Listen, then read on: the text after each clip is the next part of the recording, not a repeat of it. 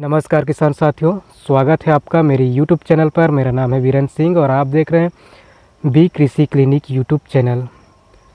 किसान साथियों, इस वीडियो में बात करूंगा मैं टमाटर की फसलों में सिंचाई व्यवस्था को लेकर, क्योंकि बहुत सारे ऐसे किसान हैं जो टमाटर की फसल लेते हैं लेकिन सिंचाई पर विशेष ध्यान नहीं देते, जिसकी वजह से उनको काफ़ी ज़्यादा फसलों में नुकसान देखने को मिलता है और उनकी जो आर्थिक समस्या है वो भी काफ़ी ज़्यादा बढ़ जाता है कई बार। तो निश्चित ही रूप से ऐसे किसानों के लिए वीडियो ज़रूर उपयुक्त साबित होगा, क्योंकि जो टमाटर उगाने वाले किसान हैं उनको सिंचाई के प्रति थोड़ा ध्यान देना चाहिए और समय पर सही मात्रा में सही विधि से जो है सिंचाई देने की आवश्यकता है, ताकि उनके जो फलों का आकार है, साइज है, क्वालिटी है वो प्रभावित ना हो, साथ ही पौधे कमज़ोर ना हो अधिक पानी की वजह से। तो ऐसे कौन सा विधि है जिससे काफ़ी अच्छा सिंचाई किया जा सकता है, कितने दिन में सिंचाई करना चाहिए टमाटर की फसलों पे, इस पर हम पूरा विचार विमर्श करेंगे इस वीडियो में। तो देखिए किसान साथियों, टमाटर की जो फसल है, अगर हम बरसात की फसल में बात करें तो वहाँ पर अब पानी अगर नहीं गिरता है यानी वर्षा नहीं होती, तब आपको जो है सिंचाई करने की आवश्यकता पड़ेगी। जो मिट्टी की कंडीशन है उसको देखकर, अगर ज़्यादा वहाँ पर मिट्टी सूख रहा है या ढलान वाली मिट्टी है जहाँ पर नमी कम रुक रहा है, या ऐसे मिट्टी जिसमें नमी की मात्रा बहुत ही कम होती है जैसे रेतीली मिट्टी वगैरह में, तो वहाँ पर आपको जो है बरसात के सीज़न में आपको देखकर जो है सिंचाई करना चाहिए। और उसके लिए सबसे उपयुक्त है कि जो ड्रिप इरिगेशन लगाया जाए वो सबसे बेस्ट है और सबसे सही टमाटर की फसलों के लिए है, और इससे काफ़ी ज़्यादा टमाटर में उत्पादन देखने को मिलता है। बात करें हम नाली जो कूड़ विधि या पलवा विधि से जो हम सिंचाई करते हैं टमाटर में, उसकी अपेक्षा जो है ड्रिप इरिगेशन सबसे बेस्ट है।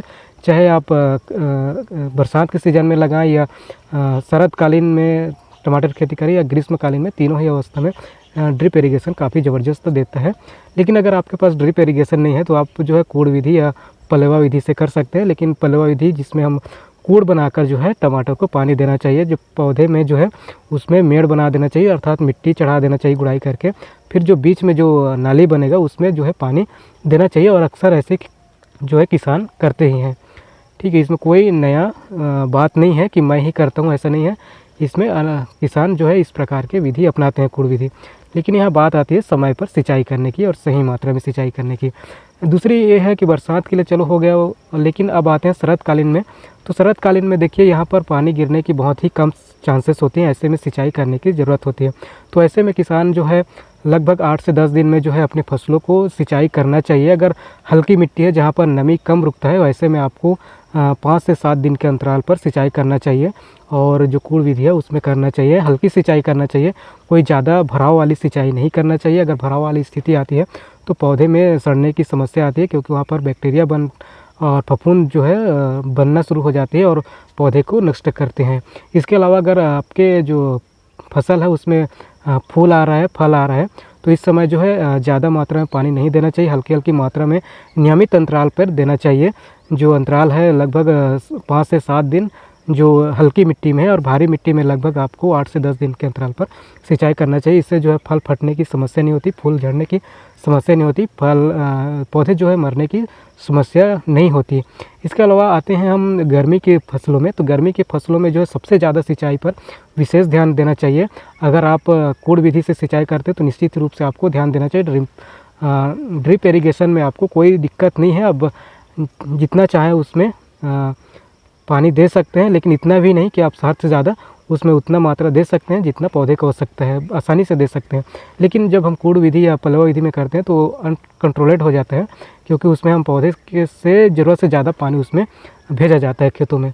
तो ऐसे में जो है ग्रीष्मकालीन फसलों में जो है अति ज़्यादा आवश्यक हो जाता है सिंचाई को लेकर।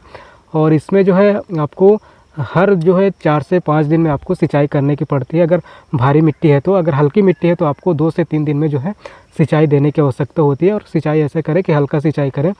साथ ही आप जो है जो ग्रीष्मकालीन जो फसल है उसमें जो है तेज़ धूप में सिंचाई कभी नहीं करना चाहिए। आप सुबह ये सिंचाई करिए या फिर शाम के समय आप जो है टमाटर की फसलों में सिंचाई करना चाहिए।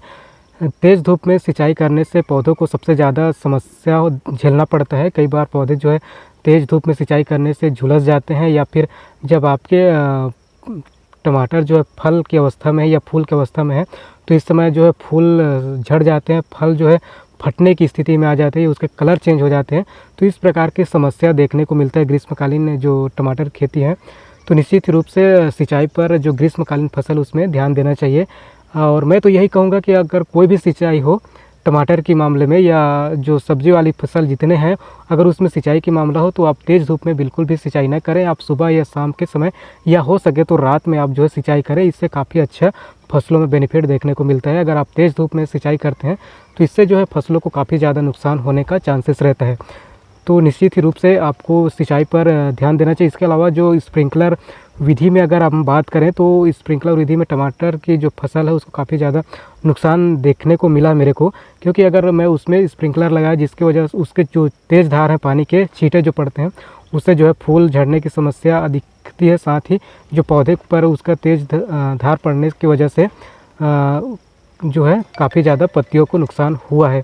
तो इससे मेरा यही है कि स्प्रिंकलर से आप सिंचाई ना करें, खासकर टमाटर की फसलों में। बैगन में आप कर सकते हैं, मिर्ची के फसल में भी आप हल्की सिंचाई कर सकते हैं स्प्रिंकलर से, जब फूल की अवस्था ना हो तो इस समय आप कर सकते हैं। लेकिन टमाटर के मामले में थोड़ा सा स्प्रिंकलर से सिंचाई करने में ध्यान रखिएगा ताकि आपके फसलों को ज़्यादा नुकसान ना हो।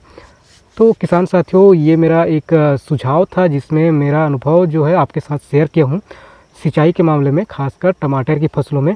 तो निश्चित रूप से आप इस पर गौर कीजिएगा। अगर आपके साथ ऐसा हुआ होगा तो निश्चित ही अगर आप टमाटर की खेती कर रहे हैं या छोटे पैमाने पर करें या बड़े पैमाने पर करें, टमाटर की फसलों में आपको सिंचाई प्रबंधन ज़रूरी है। सही समय पर करें, सही मात्रा में करें और सही विधि से करें। और मैं कहूँगा अगर आप बड़े पैमाने पर टमाटर की खेती करते हैं तो स्प्रिंकलर ज़रूर लगाएं। स्प्रिंकलर से आपकी पानी की बचत होगा, पौधों को सही मात्रा में सिंचाई मिलेगा। इसके अलावा स्प्रिंकलर बहुत सारे फ़ायदे हैं। स्प्रिंकलर के नहीं, मैं ड्रिप इरिगेशन की बात करूँ, ड्रिप इरिगेशन आप सिस्टम ज़रूर लगाइए।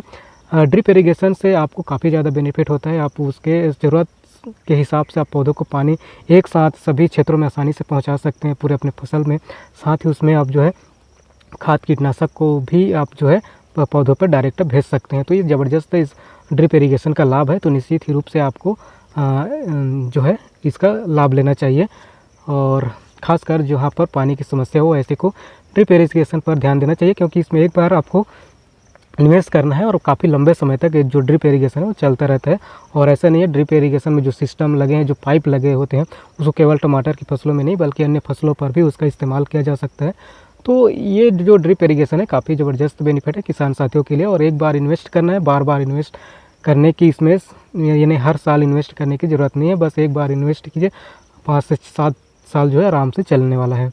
तो इस वीडियो में बस इतने ही किसान साथियों। मिलते हैं अगले वीडियो में। अगले वीडियो में एक और बेहतर जानकारी के साथ आपके साथ आएंगे। तब तक के लिए नमस्कार। Thank you for watching my farmer.